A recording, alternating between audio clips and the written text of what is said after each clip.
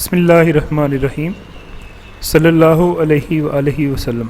अस्सलाम वालेकुम dear students, welcome to lecture number 53 on differential equations 2. The course code is MTH406. I am your instructor for this course Rashid Ali, working at Department of Mathematics, Government Graduate College Madri Faisalabad. Dear students, आज के lecture में हम exercise number 11.2 mathematical methods by SM Yusuf उसके कुछ questions के solution को discuss करेंगे। सबसे पहले हम देखेंगे क्वेश्चन नंबर 21 के सलूशन को। पिछले लेक्चर में हमने कन्वोल्यूशन के मुतालिक जो है वो पढ़ा था और हमने ये देखा था कि कन्वोल्यूशन की मदद से हम लेप्लास ट्रांसफॉर्म या इन्वर्स लेप्लास ट्रांसफॉर्म कैसे फाइंड आउट कर सकते हैं। तो आज उसी आइडिया की एप्लीकेशन जो है वो हम यहाँ पे देखेंगे और यहाँ पे हम देखेंगे कि कन्वोल्यूशन के आइडिया को इस्तेमाल करते हुए किस तरीके से लेप्लास ट्रांसफॉर्म या inverse Laplace transform find out किए जा सकते हैं।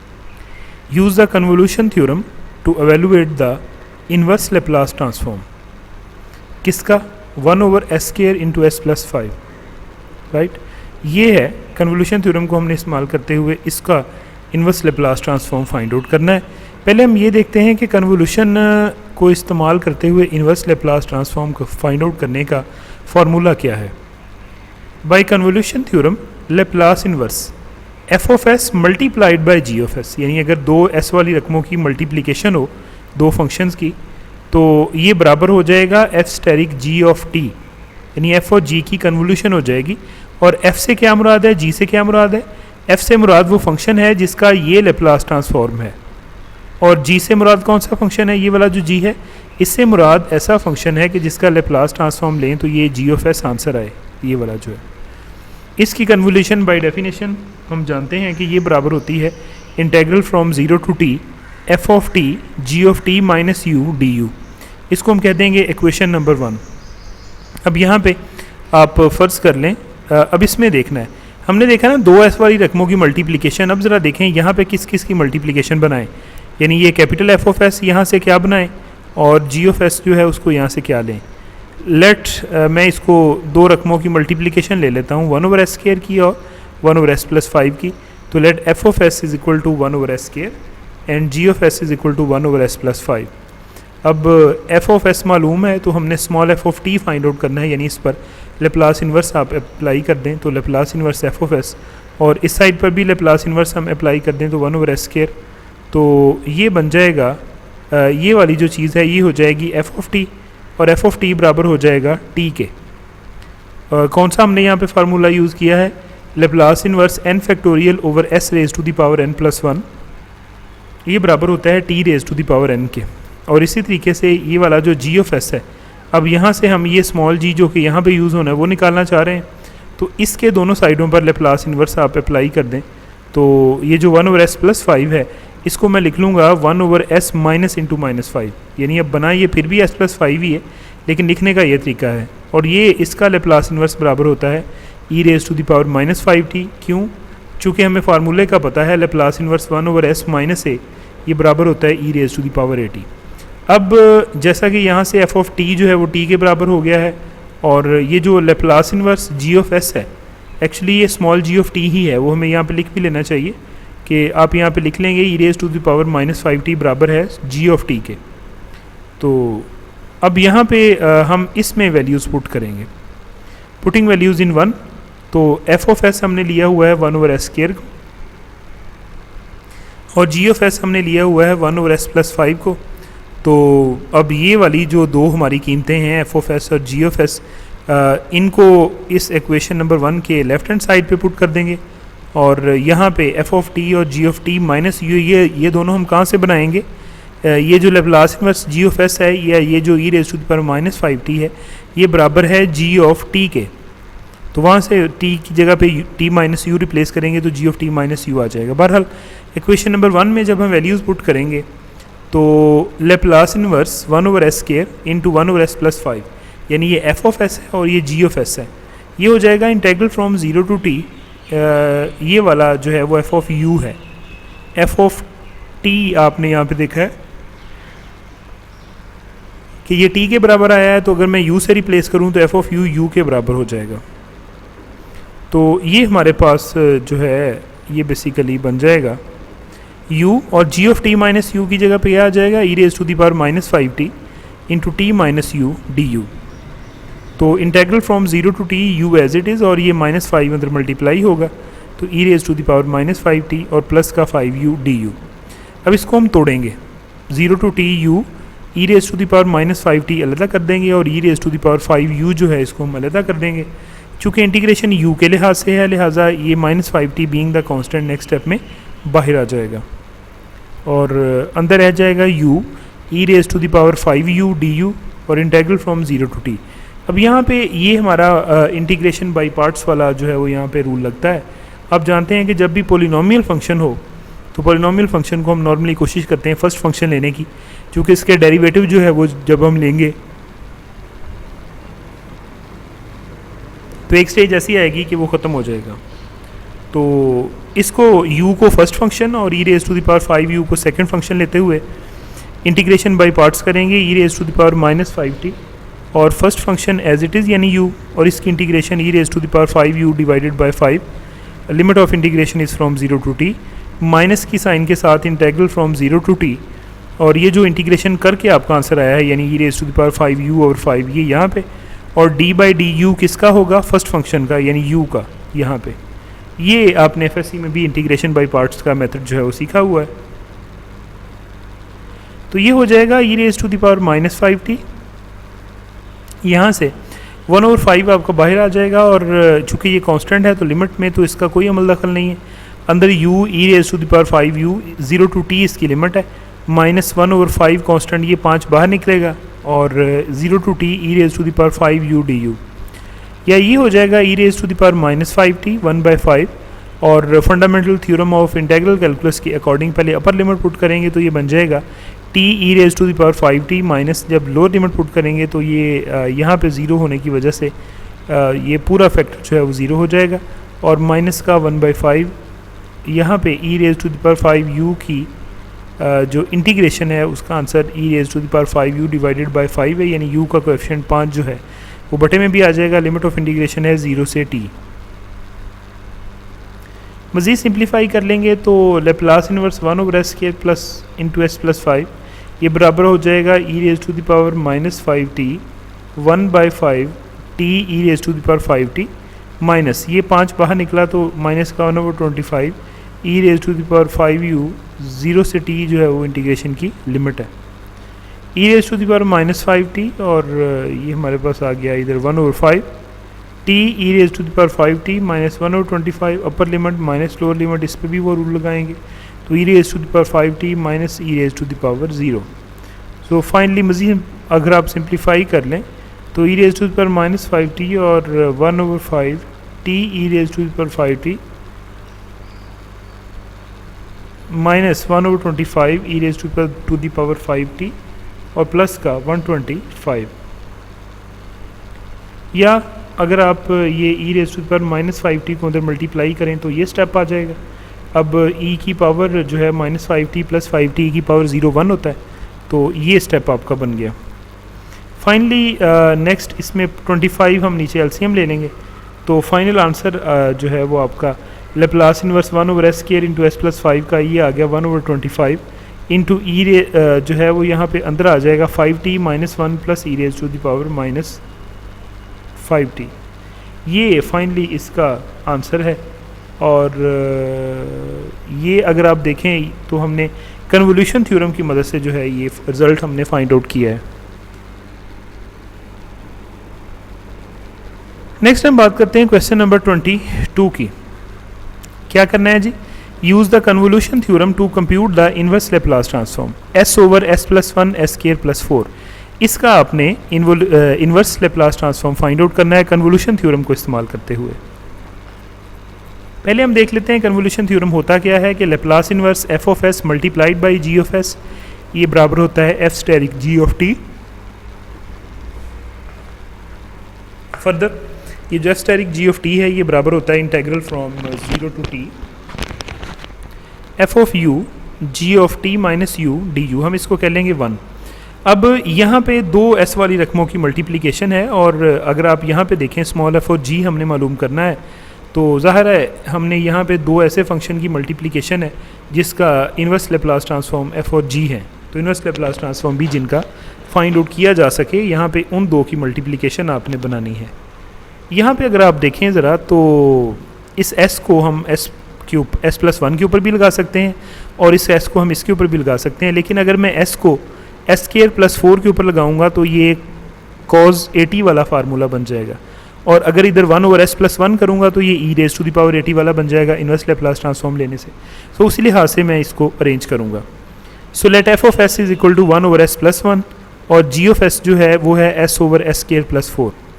अब यहाँ से स्मॉल f निकालें, यानी इस पर लेप्लास इन्वर्स आप अप्लाई कर दें इधर भी और इधर भी, तो Laplace inverse f of s जो कि बराबर है f ऑफ t, ये हो जाएगा लेप्लास इन्वर्स 1/s+1। हम जानते हैं कि ये वाला जो फार्मूला है लेप्लास इन्वर्स 1/s माइनस ए, ये बराबर होता है e⁻80 के। तो यहाँ पे नेगेटिव साइन क्रिएट करने के लिए हम इसको लिखेंगे Laplace inverse 1/s minus into -1, और ये बराबर हो जाएगा e⁻t के। ये इसी फार्मूले को हमने जो है वो यूज़ किया है। और इसी तरीके से Laplace inverse g of s ये बराबर है g ऑफ t के, ये हो जाएगा लेप्लास इन्वर्स s/s²+4 या लेप्लास इन्वर्स s/s²+2²। और ये वाला जो आपका यहाँ पे फार्मूला इस्तेमाल हो रहा है ये है लेप्लास इन्वर्स s/s²+a², ये बराबर है cos ऑफ 80 के। इसको इस्तेमाल करते हुए हमने यहाँ पे cos ऑफ 2t इसको जो है वो लिखा है।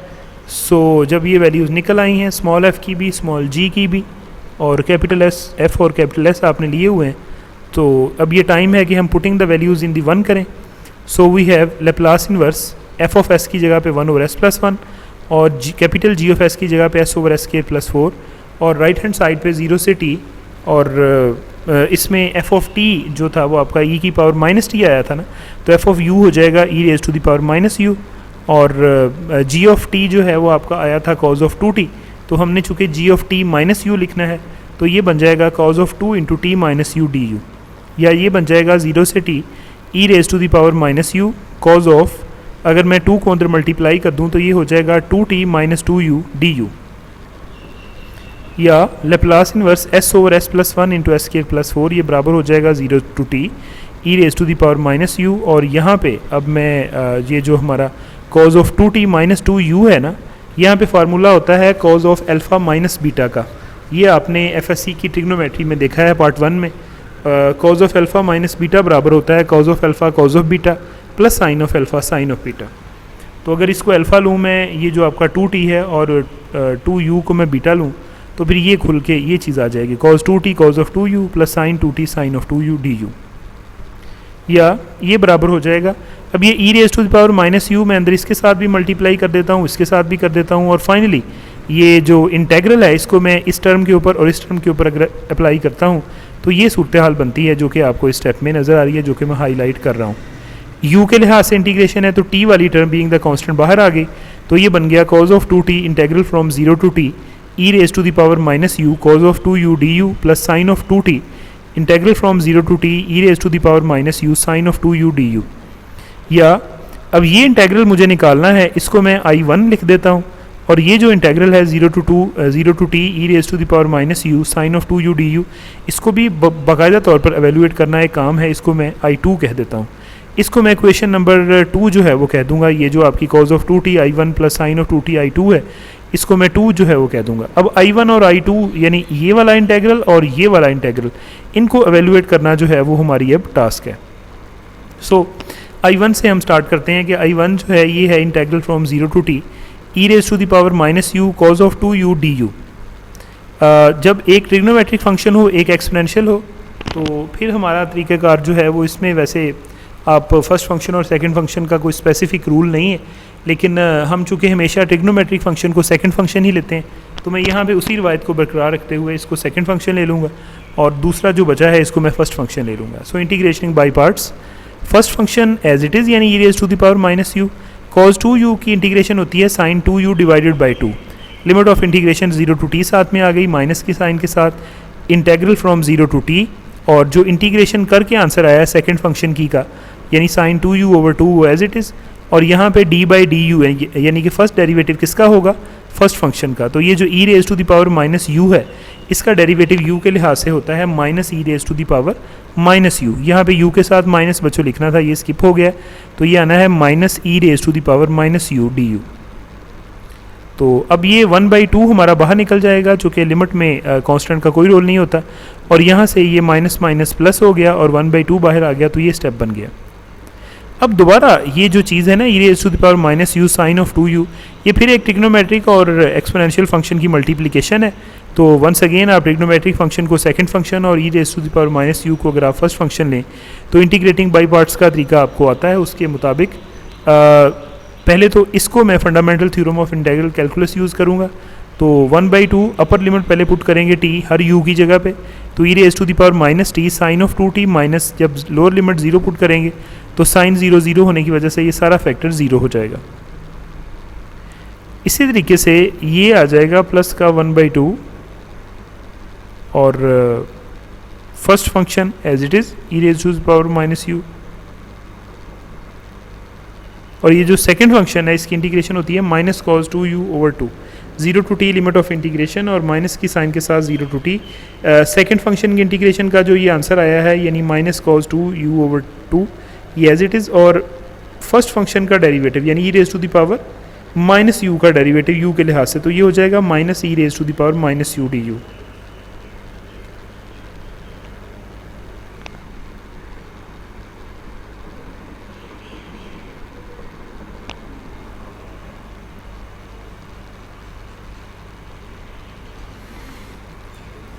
सो यहाँ तक अब अगर आप देखें तो ये हो जाएगा 1/2 e raise to the power minus t sine of 2t plus का 1/2 इंटू माइनस 1/2। अब ये यानी कि 1/2 जो है वो ये मैंने लिखा, और ये माइनस और 1/2 दोनों बाहर आए, तो e raise to the power minus u cos of 2u limit of integration 0 to t है, और यहाँ पे माइनस माइनस प्लस और फिर माइनस, तो minus 1/2 integral from 0 to t e raise to the power minus u cos of 2u du।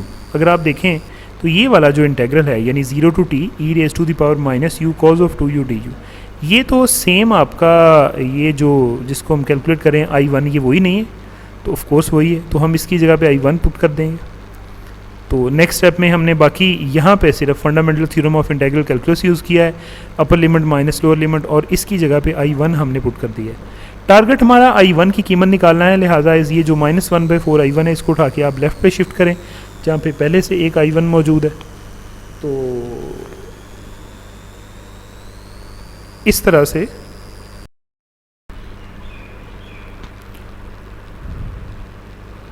तो अब यहाँ पे आप ज़रा अगर गौर करें तो उधर जाके ये I1 प्लस 1/4 I1 यानी I1 की वैल्यू निकालनी है ना, तो ये टर्म मैंने फिर इधर शिफ्ट कर लिया I1 वाली। तो बाकी एज इट इज़ सारा ये माइनस 1/4 को अंदर मल्टीप्लाई कर दिया, तो ये स्टेप आ गया। अब अगर आप ज़रा गौर करें तो इन दोनों में से अगर मैं 4 LCM लेता हूँ तो इनको ऐड करके ये 5/4 I1 जो है वो आंसर आता है, ये टर्म एज इट इज़। अब I1 निकालना है तो 5/4 से मैं दोनों साइडों पर डिवाइड कर दूँ, या 4/5 यानी इसके रेसिप्रोकल से अगर मैं दोनों तरफ मल्टीप्लाई कर दूँ तो ये ख़त्म हो जाएगा। तो I1 आ जाएगा 4/5 और ये टर्म सारी की सारी। अब 4/5 के साथ इसको मल्टीप्लाई करें, इसको और इसको, जो टर्म्स कैंसिल आउट होती हैं उनको कैंसिल आउट करें, तो आप देखेंगे कि I1 की वैल्यू आ जाएगी 2/5 e raise to the power minus t sine of 2t minus 1/5 e raise to the power minus t cos of 2t plus 1/5, और इसको हम कह देंगे इक्वेशन नंबर 3। सो ये I1 की वैल्यू निकल आई है। अब हम आते हैं I2 की वैल्यू की तरफ। I2 हमने किसको कहा था? I2 हमने कहा था integral from 0 to t e raise to the power minus u sine of 2u du। Once again integration by parts लगानी पड़ेगी, तो मैं ट्रिग्नोमेट्रिक फंक्शन को सेकंड फंक्शन और दूसरे वाले को फर्स्ट फंक्शन अगर ले लूँ तो integrating by parts first function as it is, second function की integration limit of integration from 0 to t minus integral from 0 to t। Second function की इंटीग्रेशन का ये जो आंसर है माइनस कॉस 2u/2 ये एज इट इज़, और derivative of first function यानी E raise to the power minus U का derivative हो जाएगा minus E raise to the power minus U D you. तो ये यहाँ से मैंने माइनस 1/2 बाहर निकाल लिया, बाकी लिमिट एज इट इज़ अभी रखी, अप्लाई नहीं की अभी, और ये माइनस माइनस प्लस और बाहर वाला माइनस, तो 1/2 कांस्टेंट बाहर आ गया। अंदर e raise to the power minus u cos of 2u। Once again integration by parts, trigonometric function को सेकंड फंक्शन लेते हुए और दूसरे वाले फंक्शन को फर्स्ट फंक्शन लेते हुए। तो ये हो जाएगा -1/2 ई raise to the power -t cos of 2t -1। ये हमने क्या किया, upper limit minus lower limit, तो लिमिट पुट की है मैंने fundamental theorem of integral calculus को यूज़ करते हुए -1/2। और अब यहाँ पे फिर first function as it is, integration of second function यानी cos 2u की इंटीग्रेशन होती है sin 2u/2, limit of integration from 0 to t -0 से t। और ये जो सेकंड फंक्शन की इंटीग्रेशन का आंसर आया है वो, और फर्स्ट फंक्शन का डेरिवेटिव u के लिहाज से। -1/2 को आप अंदर मल्टीप्लाई कर दें तो ये हो जाएगा -1/2 ई raise to the power -t cos of 2t और प्लस का 1/2, यानी इसको हमने अंदर मल्टीप्लाई कर दिया और इधर माइनस का 1/2 और 1/2 मैंने बाहर निकाला, तो बाकी लिमिट अभी पुट नहीं की।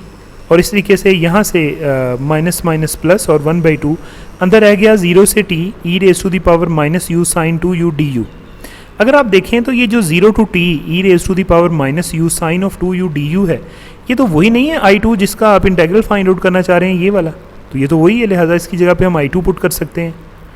नेक्स्ट स्टेप में मैंने I2 पुट कर दिया और उससे अगले स्टेप में ये जो -1/2 था इसको अंदर मल्टीप्लाई किया, तो गोया कि ये स्टेप आपके पास आ गया।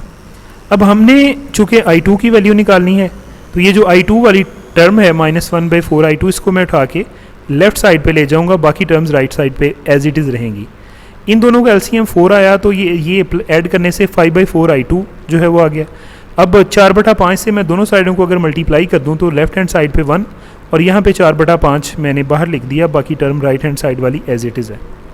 अब ये 4/5 हर एक टर्म के साथ मल्टीप्लाई होगी, तो जो टर्म्स आपके जो कैंसिल आउट होती हैं वो करने के बाद I2 की वैल्यू आ जाएगी -2/5। I2 की वैल्यू बनेगी -2/5 E raise to the power -t cos of 2t plus 2/5 -1/5 E raise to the power -t sine of 2t। मैं इसको कह दूंगा इक्वेशन नंबर 4। अब ये जो I1 और I2 हमने दोनों वैल्यूज़ निकाली हैं, putting the values from 3 and 4 into equation number 2, इसको मैं 2 में दर्ज करूँगा। तो 2 की लेफ्ट हैंड साइड थी लेप्लास इनवर्स s/s + 1 s² + 4 और राइट हैंड साइड में कॉज ऑफ 2t था, साथ में था I1, तो ये I1 की वैल्यू है, प्लस साइन ऑफ 2t था, तो अगले इंटीग्रल का नाम मैंने रखा था I2, तो ये उसकी कैलकुलेटेड वैल्यू है। कॉज ऑफ 2t को आप अंदर मल्टीप्लाई कर दें, इधर साइन ऑफ 2t को मल्टीप्लाई कर दें, तो ये आपको जो स्टेप मैं हाईलाइट कर रहा हूँ ये नज़र आ जाएगा। ये सिंपली मल्टीप्लाई किया है, फिर आपने देखा कि ये वाली टर्म और ये वाली टर्म प्लस और माइनस की साइन होने की वजह से और सेम टर्म होने की वजह से कैंसिल आउट हो जाएंगे। बाकी -1/5 ई raise to the power -t common आ गया, किस में से, इसमें से, और ये जो आपकी ये वाली है अंदर cos square 2t plus sine square 2t। आप जानते हैं cos square theta plus sine square theta 1 के बराबर होता है, लिहाजा नेक्स्ट स्टेप में इसका answer -1/5 E raise to the power -t ही है, और बाकी ये दो टर्म्स जो हैं वो ऊपर थी, ये एज इट इज़ आ गई। तो फाइनली इन सब में से 1/5 अगर आप कॉमन लें तो अंदर minus E raise to the power -t plus cos of 2t plus 2 sine of 2t, तो ये फाइनल इसका आंसर जो है वो आता है। नेक्स्ट हम डिस्कस करने जा रहे हैं क्वेश्चन नंबर 23 के सोल्यूशन को। Use the convolution theorem to evaluate the inverse Laplace transform of 1/s² + 1 into s² + 4s + 5। इसका हमने लैप्लास जो ट्रांसफॉर्म है वो फाइंड आउट करना है।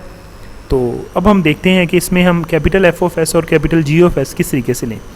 अगर आप देखें तो ये 1/s² + 1, अगर मैं इसको कैपिटल f(s) लूँ तो आप समझ सकते हैं कि ये साइन ऑफ, तो इसका लैप्लास इनवर्स बनता है sin 80। लिहाजा इसको मैं कैपिटल f(s) ले लूँगा, दूसरा जो भी है उसको g(s) ले लूँगा। जैसे आपको नज़र आ रहा है कि इसकी फैक्टराइजेशन नहीं हो रही, तो नीचे स्क्वायर कंप्लीट करके तो हमें वो जो फार्मूला होता है ना Laplace of e raise to the power 80 sine of 80 और Laplace of e raise to the power 80 cos of bt, वो वाले फार्मूले हमें यहाँ पे जो है वो लगाने पड़ेंगे। सो कन्वोल्यूशन थ्योरम कहता है कि Laplace inverse f(s) multiplied by g(s) ये बराबर होता है f स्टेरिक g(t), यानी 0 से t f(u g(t - u du), इसको हम कह लेंगे 1। अब हमने ऊपर कैपिटल f(s) किसको कहा है 1/s² + 1 को, रीज़न भी मैंने आपको बता दी थी कि इसका इनवर्स लैप्लास ट्रांसफॉर्म जो है वो sin 80 वाला ये फार्मूला लगेगा। लैप्लास इनवर्स a/s² + a² बराबर होता है sin 80। लिहाजा इसको अगर मैं लैप्लास इनवर्स दोनों तरफ अप्लाई करता हूँ तो लैप्लास इनवर्स f(s) बराबर हो जाएगा लैप्लास इनवर्स 1/s² + 1²। तो अब यहाँ पे एक ही जगह पे जो है वो 1 है, तो एफ ऑफ टी आ गया साइन ऑफ टी।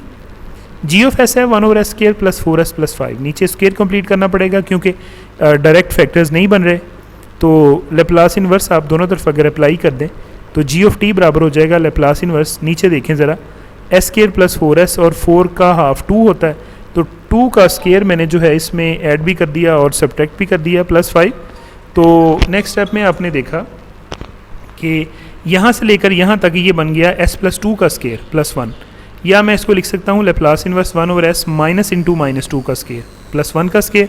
और यहाँ पर अब आपने कौन सा रूल जो है वो लगाना है, Laplace inverse b/s minus a square plus b square, ये बराबर होता है e⁻at साइन ऑफ bt। तो इसके साथ ज़रा मुआवजना करें, b की जगह पे 1 है, a की जगह पे -2 है, तो g ऑफ t का आंसर यहाँ से e⁻−2t साइन ऑफ t जो है वो आ गया। तो गोया कि हमने f ऑफ t भी फाइंड आउट कर लिया और g ऑफ t जो है ये भी हमने फाइंड आउट कर लिया। अब हम चलते हैं वैल्यूज़ पुट करते हैं इक्वेशन नंबर 1 में। So putting the values in the equation number 1 we have,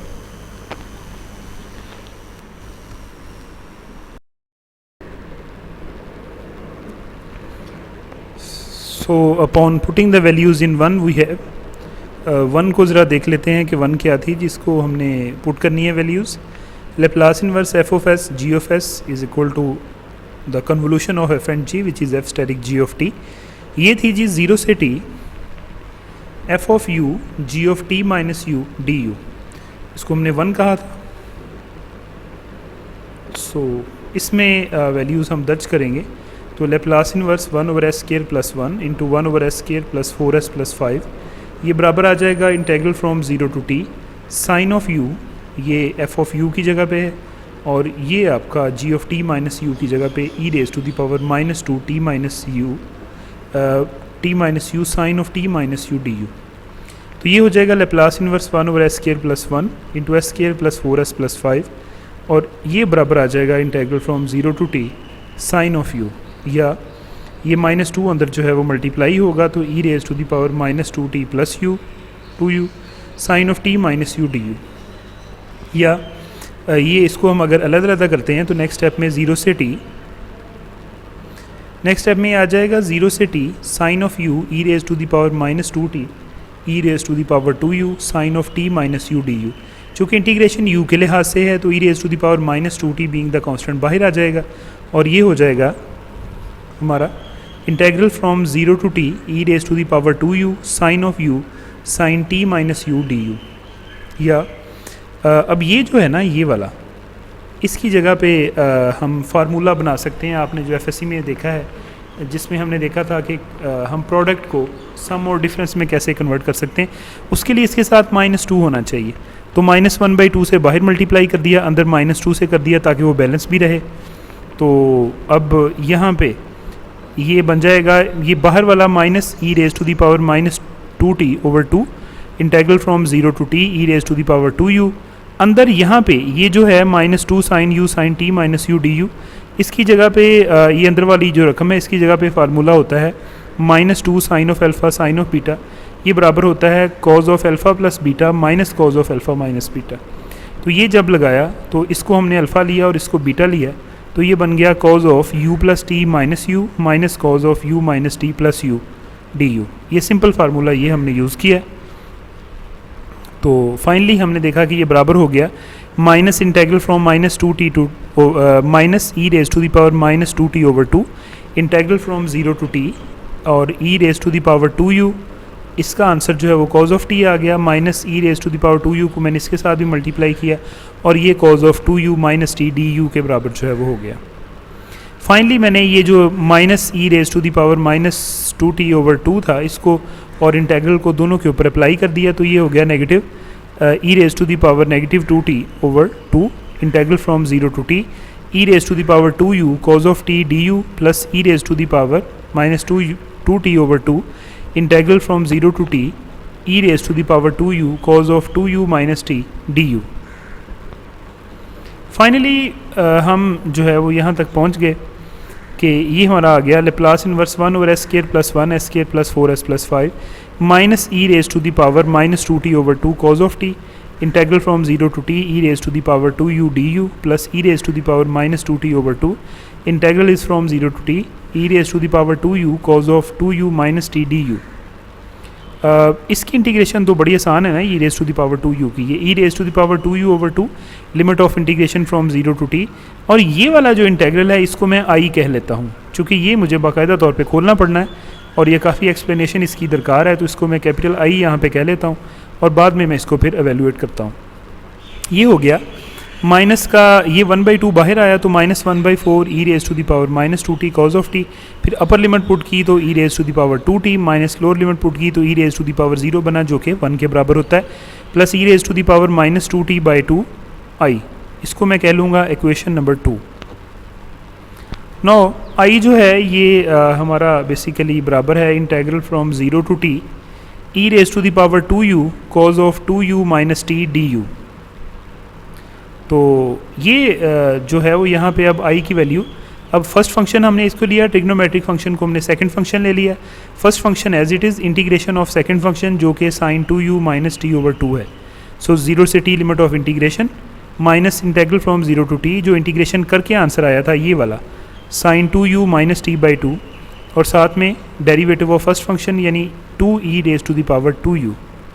तो ये बन गया 1/2 upper limit minus lower limit, तो e raise to the power 2t sine of 2t minus t minus e raise to the power 0 sine of minus t minus ये जो है वो आपका बेसिकली ये 2 से 2 आपका कैंसिल आउट हो गया और 0 से t e raise to the power 2u sine 2u minus t du। अब वंस अगेन मैं इंटीग्रेशन बाई पार्ट्स करूँगा, इसको फर्स्ट फंक्शन इसको सेकंड फंक्शन लेते हुए। तो ये पहले वाली टर्म जो है ये हमारी बन गई 1/2 ई raise to the power 2t sine of t plus sine of t minus ये वाली जो चीज़ है first function as it is, second function का जो है वो इंटीग्रेशन 0 से t माइनस ये जो इंटीग्रेशन करके आंसर आया सेकंड फंक्शन का ये यहाँ पे, और ये जो फर्स्ट फंक्शन था E raise to the power 2u ये वाला, इसका derivative 2e raise to the power 2u यहाँ पे आ गया। 1/2 को अंदर आप मल्टीप्लाई कर दें तो पहली दो terms 1/2 E raise to the power 2t sine of t plus 1/2 sine of t, और ये -1/2 जो है ये अंदर बाहर आ गया, और ये बाकी E raise to the power 2u cos of 2u minus t 0 से t, और यहाँ पे अगर आप देखें तो ये बन गया 0 से t E raise to the power 2u cos 2u minus t du। Next step में आप ये पहली दो टर्म तो ऐसे ही आप इस नेगेटिव को अंदर मल्टीप्लाई कर लें तो ये सूरत हाल आपके पास बन जाएगी, और इसमें fundamental theorem of integral calculus लगा के पहले upper limit minus lower limit, तो ये ब्रैकेट जो आपको नज़र आ रही है ये हमने एवेल्यूएट की है लिमिट इसकी। अब अगर आप ज़रा इसको देखें, ये जो integral from 0 to t E raise to the power 2u cos 2u minus t है, तो ये तो वही आई है जिसको हमने आई फ़र्ज़ किया है, जिसका हम एवेल्यूएट करना चाह रहे हैं, जिसको उसकी जगह पे हम आई लगा देंगे। ये आई दूसरी साइड पे ले जाएंगे तो आई प्लस आई, बाकी सारी टर्म वैसे ही, तो ये बन गया 2i, और इन दोनों में से मैंने 1/2 ई raise to the power 2t अगर कॉमन लिया तो ये बन गया sine t plus cos t, और इन दोनों में से 1/2 अगर कॉमन लिया तो ये बन गया sine t minus cos t। अब 2 से आप डिवाइड कर दें आई फाइंड आउट करने के लिए, चूँकि इधर 2 मल्टीप्लाई हो रहा है, तो आई की वैल्यू बन गई 1/4 E raise to the power 2t sine t plus cos t plus 1/4 sine of t minus cos of t। So putting the values in 1 we have, अब आप वैल्यूज़ ये जो आई की वैल्यू आपने निकाली है इसको ज़रा आप ऊपर इस इक्वेशन में पुट कर दें। मैं आपको बताता हूँ ये वाली जो इक्वेशन है 2, ये 2 के अंदर आप इस आई की जगह पे वो वैल्यू पुट करें जो कि आपने अभी फाइंड आउट की है। तो Laplace inverse 1 over S square plus 1 S square plus 4 S plus 5 ये बराबर हो जाएगा -1/4 E raise to the power -2t cos of t, और E raise to the power 2t minus 1 plus E raise to the power -2t/2, और यहाँ पे आई ये मैंने एज इट इज़ एक स्टेप में लिखा है। नेक्स्ट स्टेप में ये अंदर मल्टीप्लाई हो जाएगा तो ये बन जाएगा -1/4 E raise to the power -2t plus 2t cos of t plus 1/4 E raise to the power -2t cos of t plus E raise to the power -2t/2। अब ये आई की वैल्यू ये सारी जो कैलकुलेट की है वो मैंने यहाँ पे लगा दी है। आप इसको अंदर मल्टीप्लाई कर दें हर एक टर्म के साथ, तो ये फॉर्म आपकी बन गई है। आप इस 1/8 को भी अंदर मल्टीप्लाई कर दें तो ये फॉर्म बन गई। नेक्स्ट इसी की कुछ सिंप्लीफिकेशन है इस स्टेप में। अगले स्टेप में अब हमने क्या किया है कि E raise to the power -2t over 8 जिनमें से कॉमन आ रहा है वो कॉमन ले लिया है, और बाकी में से 1/8 कॉमन ले लिया है। तो ये सिंपल कैलकुलेशंस हैं जो कि आपको इस टाइम स्क्रीन पे नज़र भी आ रही हैं। तो ये बन गया 1/8 sin t minus cos t plus e raise to the power -2t/8। और ये वाली जो सिम्प्लीफिकेशंस हैं ये sin t plus cos t जो है वो आ गई। ये बहुत सादा सी कैलकुलेशन है और मैंने ईच एंड एवरी स्टेप किया हुआ है, सो आप इसको अगर ध्यान के साथ देखेंगे तो कोई आपको इसमें मसला पेश नहीं आएगा। तो ये फाइनली हमारा लेप्लास ट्रांसफॉर्म का ये वाला आंसर है।